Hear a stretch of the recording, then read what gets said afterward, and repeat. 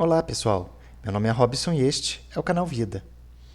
Nós estamos aqui reunidos novamente para iniciarmos o nosso react do segundo Pinga Fogo de Chico Xavier.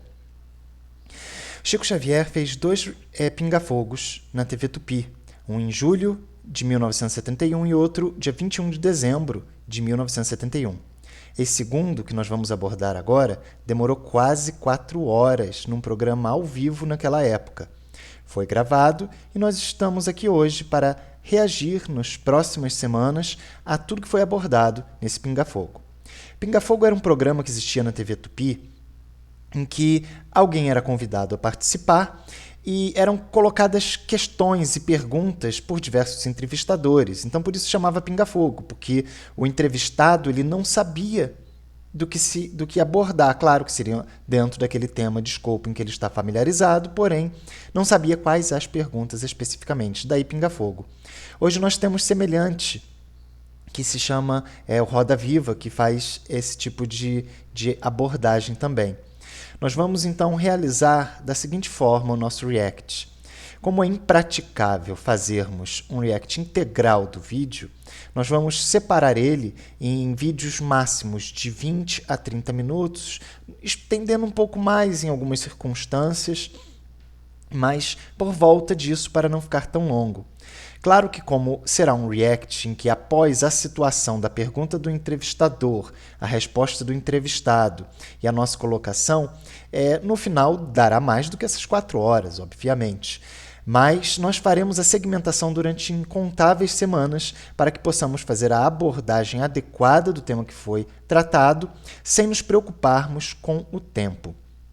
Claro que, para às vezes não ficar uma coisa muito maçante, repetitiva, durante semana após semana, atuarmos sempre dentro de um mesmo assunto, a nossa ideia será fazermos, mas de vez em quando colocarmos algum outro tema para ser tratado e abordado. Vamos então iniciar a análise do Pinga Fogo?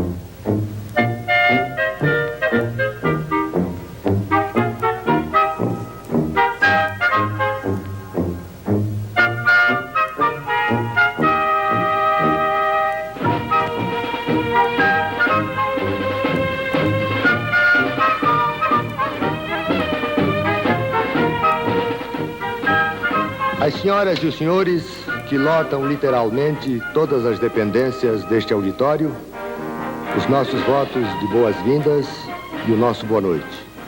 Ao telespectador de toda essa imensa rede do território nacional, também o nosso boa noite e o nosso muito obrigado por mais uma vez nos honrarem com sua audiência. Cumprindo promessa feita há 5 meses atrás, a alta direção dos diários e emissoras associados de São Paulo, a divisão de telejornalismo do Canal 4 de São Paulo, TV Tupi, comandada pelo companheiro Gonçalo Parada, dá início neste instante a mais um programa da série Pinga Fogo 71, uma promoção de 2 dos mais categorizados jornais de nosso estado. Diário da Noite, a maior vendagem avulsa do Grande São Paulo, e Diário de São Paulo, o mais completo matutino paulista. Nosso convidado desta noite dispensa apresentações. Por 2 motivos. Primeiro, por ser conhecido de norte a sul, de leste a oeste, pela posição de excepcional destaque que ocupa em todos os quadros da doutrina espírita em nosso país, apontado pelos mestres como um dos maiores psicógrafos do mundo. Segundo, porque este Pinga Fogo especial é o prolongamento de um primeiro pinga-fogo acontecido na noite de 28 de julho passado. Foi por este motivo que, procurando atender a milhares e milhares de pedidos de telespectadores vindos de todas as partes do país, estamos realizando este segundo pinga-fogo para apresentarmos o senhor, uma figura que se marcou no seio da coletividade brasileira pela sua comovente humildade e pelo seu extraordinário poder de comunicação. Temos certeza de que aquelas mesmas horas de paz, de amor, de fraternidade, de fé e de esperança que marcaram indelevelmente a presença de nosso convidado na noite de 28 de julho último, irão se repetir esta noite. Aí está, meus amigos, esta figura tão querida de todos nós, que deixa a sua querida Uberaba, lá em Minas Gerais, para, neste pinga-fogo especial, atender a milhares e milhares de pedidos de telespectadores, repito, vindos de todas as partes do Brasil, para um novo programa, para um novo pronunciamento. Aí está um dos maiores médios psicógrafos do mundo, 112 obras de autores diversos até o momento. Aí está Francisco Cândido Xavier, Chico Xavier.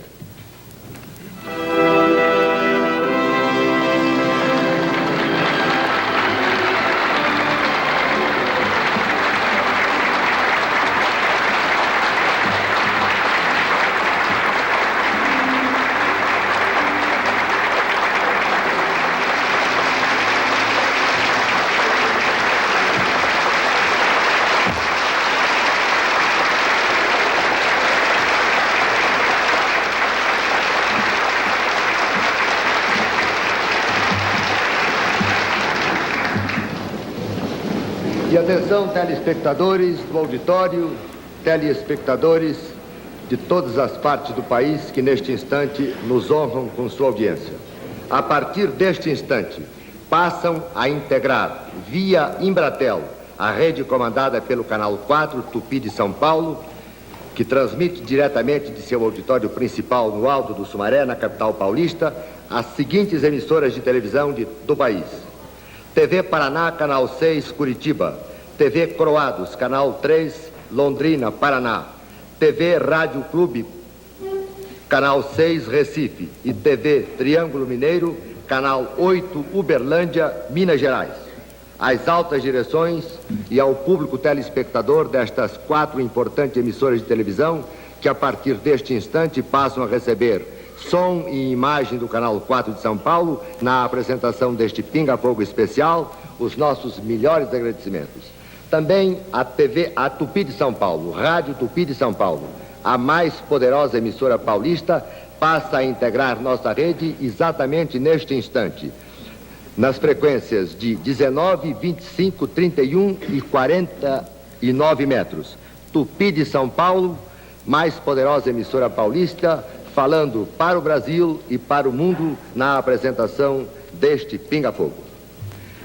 Chico Xavier, mais uma vez, devo agradecer a sua presença neste pinga-fogo especial, em que você, tenho certeza, irá nos encher de alegria, de fé e de esperança.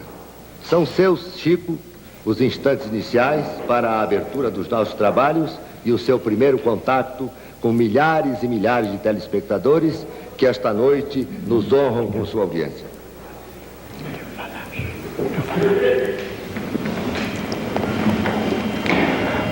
Sinceramente, devemos confessar que estamos aqui numa posição imerecida.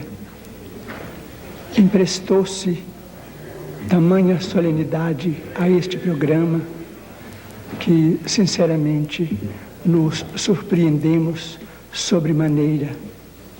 Mas era impossível recusar um convite tão gentil da parte da TV Tupi, Canal 4, do nosso grande São Paulo, quando recebemos aqui tantos testemunhos de respeito e de apreço, já que fomos convidados para um encontro de Natal, de modo a comentarmos a doutrina cristã diante da vida contemporânea, razão por que solicitei de todos os companheiros espíritas cristãos uma prece em meu favor, para que eu possa cumprir o dever a que fomos chamados. Devo também declarar de público que, pessoalmente, não estou representando o pensamento de nenhuma instituição espírita evangélica do nosso país. A TV Tupi, por seus dignos representantes neste programa, convidou-nos em caráter pessoal, a fim de conversarmos do ponto de vista das nossas impressões mediúnicas em contato com os nossos amigos espirituais já desencarnados, experiência essa na qual estamos desde o ano de 1927. Por último, pedimos licença para dizer que rogamos aos nossos benfeitores espirituais que nos assistissem, que me inspirassem, para que a palavra que eu possa dizer não venha a ofender os nossos governantes, as nossas leis, as nossas autoridades, porque nós sabemos que sem lei nós rolaríamos no caos. Portanto, qualquer enunciado verbal dos pensamentos que eu venha a expor, esses enunciados são filhos de nosso coração, de nossa fé, de nossa profunda fé cristã. Pedimos tanto que sentimos ao nosso lado o nosso grande benfeitor, para mim especialmente grande benfeitor Emmanuel, que me pede transmitir as palavras do apóstolo São Paulo na epístola a Tito, no capítulo 3, versículos 1 e 2. Lembra-lhes para que se sujeitem aos que governam, às autoridades, sejam obedientes, sempre prontos para as boas obras. Não difamem ninguém, não sejam altercadores, mas cordatos, dando prova de cortesia para com todos os homens. Muito obrigado, Chico Xavier. Meu caro Chico, a equipe de entrevistadores que irá abordá-lo hoje é composta de profissionais de imprensa, os mais experimentados, os mais tarimbados, todos eles estudiosos da doutrina espírita. Temos 3 convidados especiais e 2 que são elementos já seus conhecidos e elementos efetivos da equipe do Pinga Fogo. Pela ordem de entrada em cena, vou chamá-los, apresentá-los a você, ao público telespectador e a este público imenso que lota literalmente todas as dependências aqui do nosso auditório no Alto do Sumaré. Vicente Leporassi, diretor responsável por um dos mais importantes informativos radiofônicos do país, o Trabuco, que a Rádio Bandeirante de São Paulo leva aos céus do Brasil todas as manhãs. Posso afirmar a você, sem medo de erro, que o Vicente hoje não vem armado de nenhum trabuco, vem armado de muita simpatia por você. Sim, muito obrigado.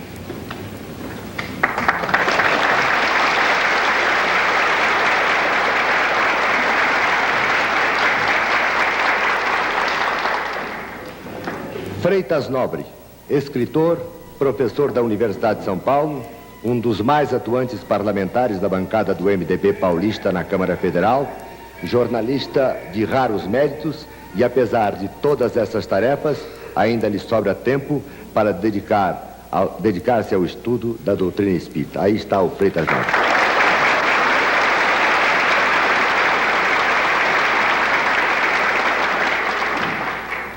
Dr. Hernani Guimarães Andrade, parapsicólogo de renome internacional, diretor do Departamento de Pesquisas do Instituto Brasileiro de Pesquisas Psicobiofísicas. No momento, no campo da parapsicologia, o Dr. Hernani Guimarães Andrade está realizando uma série de importantes pesquisas sobre os fenômenos da reencarnação ocorridos no Brasil. Me parece que está examinando cerca de 50 casos. Durval Monteiro, este já seu conhecido.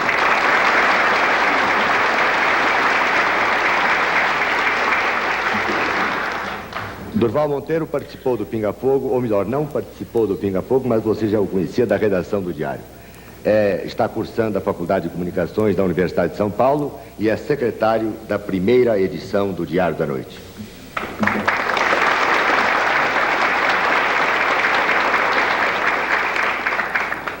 Repórter Saulo Gomes.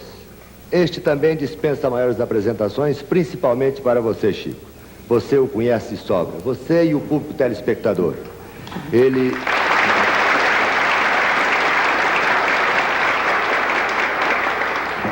Como todo bom repórter, o Saulo tem assim volúpia pela notícia e constantemente ele está lá em Uberaba importunando você para dar boas notícias ao público telespectador.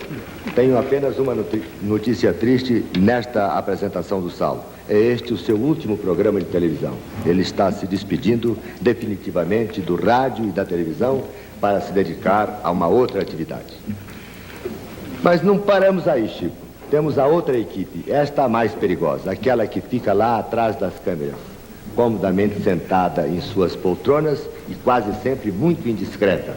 É a equipe formada pelos telespectadores, milhares deles, que esta noite, pelos telefones, dentro de instantes eu darei os números dos telefones, irão formular perguntas a você. E também o Saulo irá recolher algumas perguntas de telespectadores presentes ao auditório.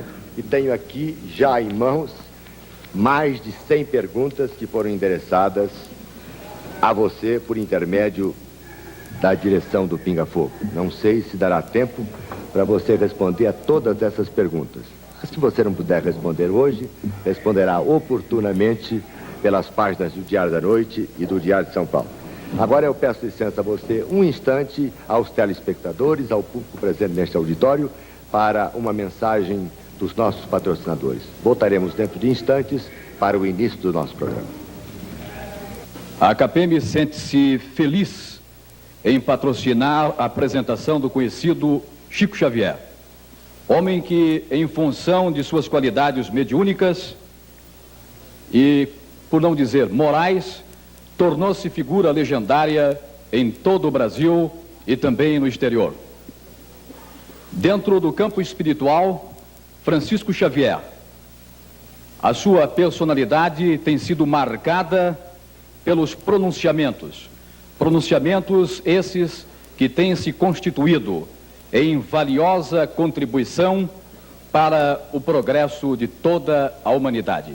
E tem início, a partir desse instante, o Pinga Fogo com Almir Guimarães e a equipe de entrevistadores da sua televisão Tupi, Canal 4. Meu caro Chico Xavier, chegou a hora da onça beber água. Vamos iniciar o nosso programa e este mediador deseja a você felicidades e faz votos para que você nos proporcione aquela mesma noite de alegria que proporcionou há meses atrás. Quem vai formular a primeira pergunta a você é o jornalista Vicente Leporassi. O senhor Francisco Cândido Xavier, na qualidade de jornalista bisbilhoteiro, responsável por um jornal radiofônico de grande penetração, eu gostaria de saber de Vossa Excelência qual o tratamento que quer que lhe seja dispensado. De Chico, de Francisco Cândido, de Excelência, ou vamos nos tratar como dois mineiros amigos de longa data? Apenas Chico e já é demais. De mineiro para mineiro? De mineiro para mineiro. Irmão para irmão. Então, Chico Xavier, vamos agora, vai com casca e tudo, hein? Chico Xavier, primeira pergunta que eu lhe faço e espero a sua resposta sem hesitação, da forma que eu já ouvi.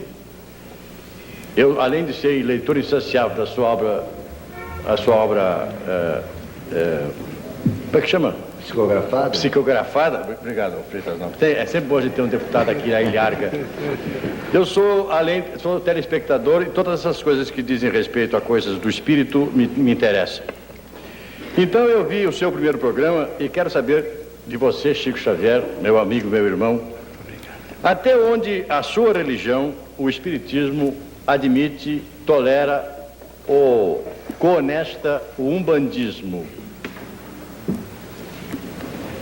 Respeitamos no umbandismo uma grande legião de companheiros muito respeitáveis, consagrados à caridade que Jesus nos legou, grandes expositores da mediunidade que auxilia, que alivia o próximo, credores do nosso maior carinho, da nossa maior veneração, conquanto estejamos vinculados aos princípios codificados por Allan Kardec de nossa parte. Realmente é uma pergunta que o entrevistador deixou o Chico numa saia justa com relação a ter que citar, que falar sobre algum outro segmento religioso, alguma outra fé. Extrapola um pouco a questão objetiva de engrandecimento quanto aos princípios basilares de uma doutrina, mas o Chico ele deu uma boa resposta, porque nós devemos olhar para o próximo como gostaríamos que nos olhasse. Então, se nós temos uma preferência religiosa, um segmento religioso, ele tem que ser respeitado.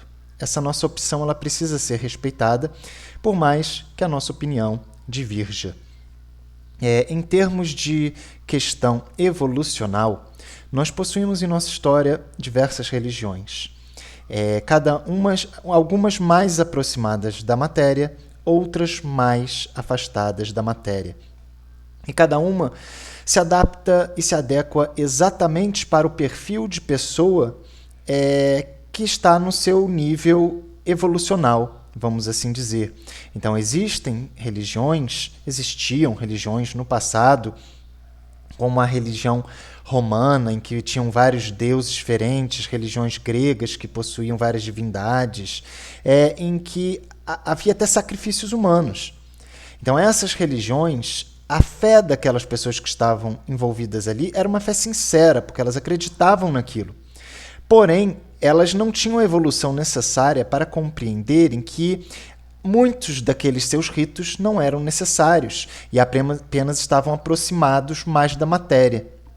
Mas por que aquelas pessoas em Roma, na Grécia, no Egito, elas não conseguiam ver que tinham alguns rituais e dogmas que não eram adequados e nem os engrandecia? Porque o seu próprio estágio de evolução estava naquele mesmo patamar. Então ela não consegue perceber quando está mergulhada naquela situação. Desse modo, nós temos aquela característica: quando estamos vinculados a determinado segmento religioso e ele nos agrada, ele nos satisfaz, então tudo bem, desde que não façamos mal para ninguém, porque o mal não é justificável em nenhum segmento religioso, sobre qualquer argumento que seja. Devemos sempre ter essa máxima de Jesus: fazer ao próximo o que desejamos que fosse feito conosco. Então, se em qualquer situação o nosso desejo for o mal, em qualquer religião que for, não é uma prática adequada. Mas em todas as religiões há sim a possibilidade da prática do bem. Então cabe a cada um de nós. Em qualquer religião nós estamos abertos à prática do bem, à prática do mal, ao mais materializado, ao menos materializado, a ficar agarrado e preso às coisas mundanas da terra, ou então se elevar e buscar as coisas espirituais. E isso também ocorre no catolicismo, nas igrejas evangélicas, no hinduísmo, no espiritismo, na umbanda, no candomblé, em qualquer religião. O que faz uma religião ser boa ou ser má é a conduta dos seus praticantes. Porque as religiões de forma global é apenas uma roupa que veste aquele objetivo maior, que é o aperfeiçoamento moral das pessoas que a praticam. Então, no caso específico da Umbanda, ela possui diversos tipos de rituais que não são apoiados pelo entendimento da doutrina espírita, porque a doutrina espírita entende como a desmaterialização o seu ápice. Então eu não preciso entrar em contato com Deus ou com uma entidade superior utilizando-me de artefatos materiais. Até mesmo porque, fora do planeta Terra, fora da nossa esfera evolucional, nenhum desses artefatos materiais aqui existem. Então, para o Espiritismo, não é necessária a questão de imagens, não é necessária a questão das bebidas que são utilizadas no umbandismo, na Umbanda. Não é necessária a questão dos cigarros, dos charutos, das roupas e vestimentas que são utilizados, dos toques e pontos, das danças. Não é necessário. No Espiritismo, a gente consegue alcançar um grau de sintonia e de vibração sem a necessidade da utilização dos artefatos materiais, que é utilizado na Umbanda. E até no catolicismo, por exemplo, com relação às imagens, e em outros segmentos religiosos, com relação a incensos e outras questões mais. Porém, não condenamos, porque cada um está no seu estágio de evolução. Cada um deve se ligar a uma determinada religião para sua própria evolução. E gradativamente ela virá. Dessa forma, aqueles que estão vinculados à Umbanda ou ao Candomblé, que necessitam dessas questões para poder se sentir bem e conseguir um vínculo com Deus, com as entidades superiores, ótimo para eles. Não condenamos tais práticas, pois, se fosse o caso, nós teríamos que condenar toda e qualquer religião que não fosse o Espiritismo. E isso não é correto. Então, cada praticante de sua religião entende que ela está certa e está com a verdade, e que as demais não estão. E como e quando veremos isso? Depois da morte, no plano espiritual? Nem lá. Essa é a verdade que eu vos digo. Porque ao desencarnar, a maioria das pessoas, quando perdem o corpo físico e ficam só com o espírito, continuam com as suas próprias percepções, sentimentos, necessidades e vontades. Então, um católico, quando desencarnar, quando morrer, por mais que, ao chegar no seu ambiente espiritual, vai verificar que a questão da espiritualidade, da reencarnação é tudo real, ele continuará com seus dogmas, pelo menos com boa parte deles, com sua fé. Então ele continuará tendo o seu grande amor por Maria, ele continuará tendo o seu grande amor pelos santos, que passará a ser convertida na sua visão daquela entidade superior que está perto de ti. E os próprios seguidores da Umbanda, da mesma forma, continuarão visualizando os espíritos que os acompanham com o nome daquelas entidades que os cercam. Então, não há a condenação por prática nenhuma de religião. O importante é praticar as suas religiões, pois a prática religiosa engrandece a todos e cada um está num nível adequado ao seu grau evolutivo. E o Espiritismo seria, então, dessa forma, a religião mais evoluída ou o sentimento filosófico mais evoluído na Terra? Ao nosso ver, sim. Mas ao ver do umbandista, não. Ao ver do catolicista, não. Ao ver do evangélico, não. Ao ver do ateu, menos ainda. Então, cada seguidor de sua religião a encontra e visualiza como ápice. Na nossa opinião, ela o seria por quê? Porque ela busca a desmaterialização, a libertação dos ritos e dogmas que nos prendem mais à forma do que ao fundo, do que ao objetivo. Então, quando professamos o Espiritismo, nós buscamos analisar as questões que envolvem em todo ele com um viés científico, em que vamos analisar se aquilo que está sendo dito faz sentido com relação à percepção moral, com relação à percepção filosófica e se não contraria as questões científicas que a ciência demonstra. E isso, por si só, já é o contrário da maioria das religiões, que para elas não importa se está contradizendo a ciência.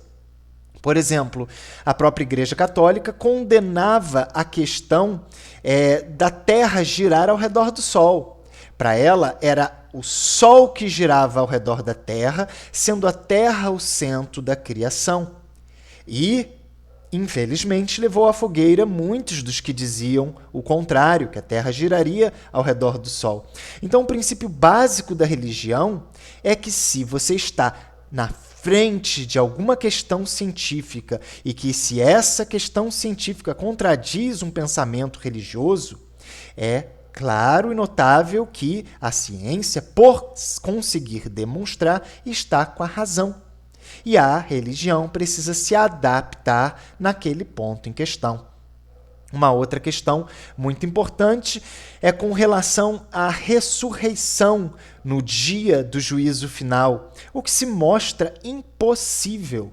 Não é possível que os corpos que já se degradaram durante centenas e centenas, milhares de anos, se recomponham para um juízo final. Isso é inviável, impraticável. E a religião ainda possui esse dogma fixo dentro dela de uma possível revitalização para um juízo final. Algumas pessoas que eu conversei já fizeram uma adaptação a essa situação, dizendo que seria um corpo esplendoroso, não mais aquele corpo físico. Mas o que seria esse corpo esplendoroso que não o espírito? O próprio espírito materializado mostrando-se com o seu perispírito. A grande questão resumindo essa situação, não devemos ter nenhum tipo de oposição contra a religião do seu próximo, do nosso próximo. Devemos respeitar a opção dele. Devemos explicar o que nos faz optar pela nossa escolha, o nosso entendimento. Porém, devemos lutar até as nossas últimas forças para que o próximo tenha o direito de sua escolha, sua percepção, sua decisão.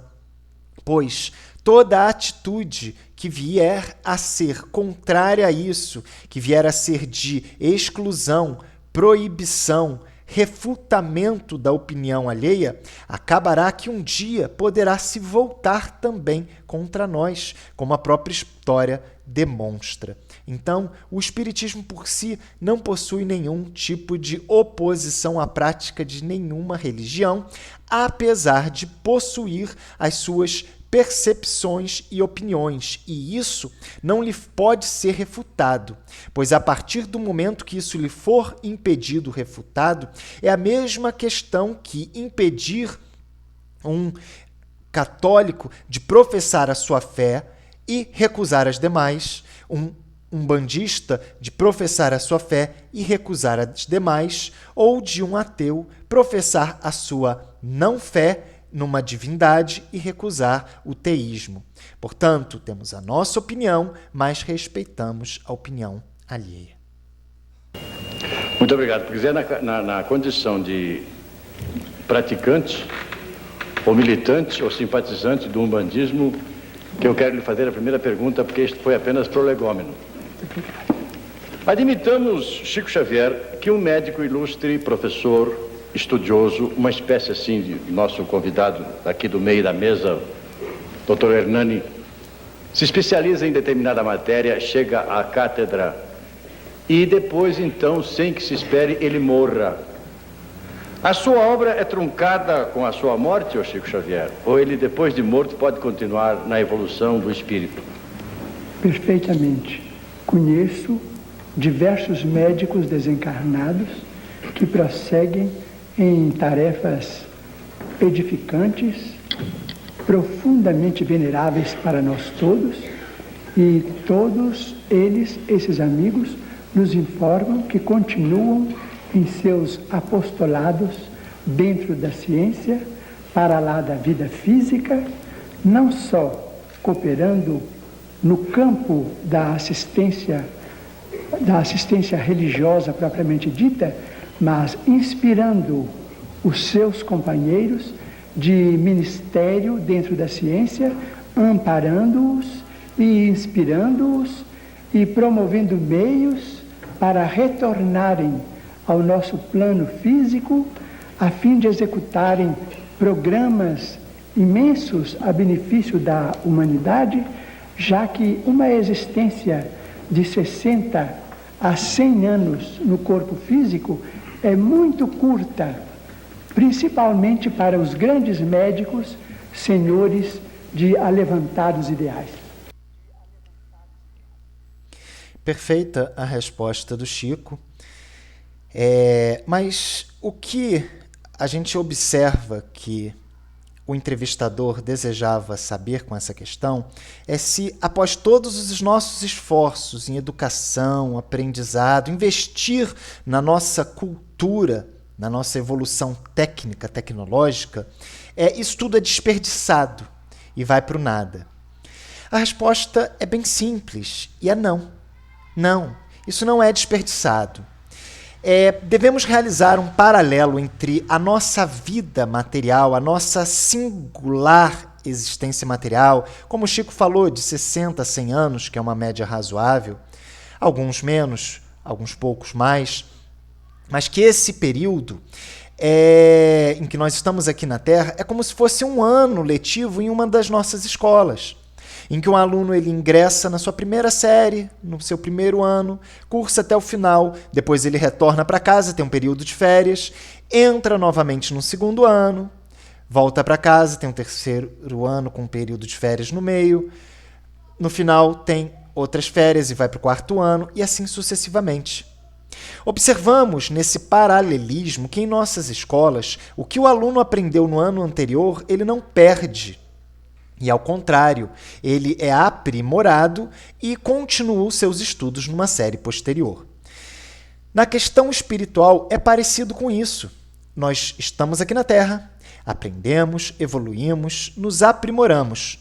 Passamos por provas ou expiações, ou até mesmo ambas, em nossos momentos em que aqui estamos, e num determinado momento nós retornamos para a nossa vida real, que é a nossa pátria espiritual, que é a nossa real morada, a vida espiritual. Quando lá chegamos, as nossas atitudes estarão de acordo com o quê? Estarão de acordo com os nossos princípios morais. Se nós formos uns espíritos um pouco mais evoluídos e que desejamos buscar mais o nosso aperfeiçoamento do que a saciação das nossas necessidades e expectativas materiais, nós vamos sim, lá na pátria espiritual, buscar a educação, buscar a evolução, buscar o aprendizado, buscar estar próximo daqueles que sabem mais do que nós para que nós possamos aprender, estarmos juntos às realizações de ações benéficas para os espíritos que são mais atrasados ou até mesmo com relação à humanidade, e com isso nós nos aprimoramos, para que em uma nova existência material, uma nova encarnação, nós possamos contribuir com aquilo que a gente aprendeu e possamos continuar na nossa progressão evolucional de conhecimento espiritual e moral. Porém, existem também aqueles que, ao desencarnar, não querem saber de nada disso.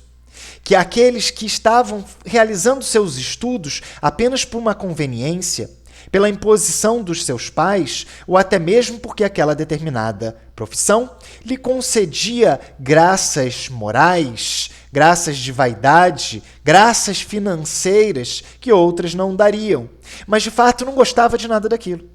E quando liberto do corpo físico, quando no estado da erraticidade espiritual, ao ver que qualquer questão vinculada à vaidade terrena não lhe agrega mais valor nenhum, passam a buscar o contato com os espíritos mais inferiores a fim de gozar das satisfações mundanas e materiais, fazendo muitas vezes tudo aquilo que não fez quando aprisionado na matéria do corpo físico.